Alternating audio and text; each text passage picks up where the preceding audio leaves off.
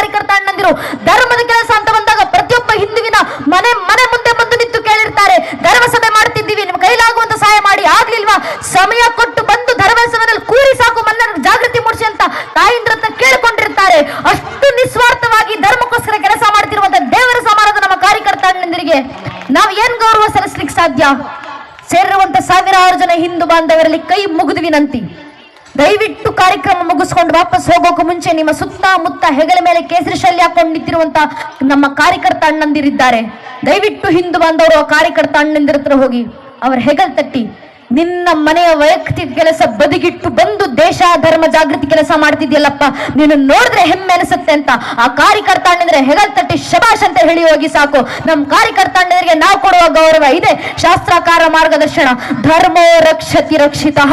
ಯಾರು ಧರ್ಮ ರಕ್ಷಣೆ ಮಾಡ್ತಾರೋ ಅವ್ರ ರಕ್ಷಣೆಗೆ ಧರ್ಮವೇ ನಿಂತಿರುತ್ತೆ.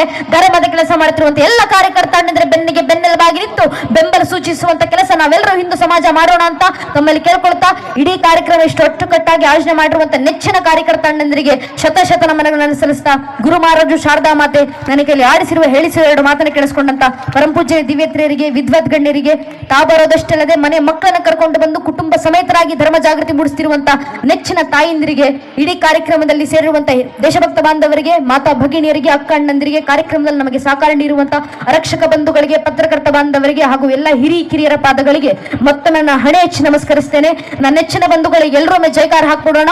ಸುತ್ತಮುತ್ತ ಇರುವಂತ ಸಮಸ್ತ ಹಿಂದೂ ಬಾಂಧವರು ದಯವಿಟ್ಟು ನಿಮ್ಮ ಎರಡೂ ಕೈಗಳನ್ನ ಗಾಳಿನ ತೂರ್ತಾ ಉಚ್ಚಕಂಠದಿತನ ಜೊತೆ ಜಯಘೋಷ ಹಾಕಿ, ಭಾರತ್ ಮಾತಾ ಕಿ ವಂದೇ, ಜೈ ಶ್ರೀರಾಮ್, ನಮ ಪಾರ್ವತಿ ಪತಯೇ ಹರ ಹರ.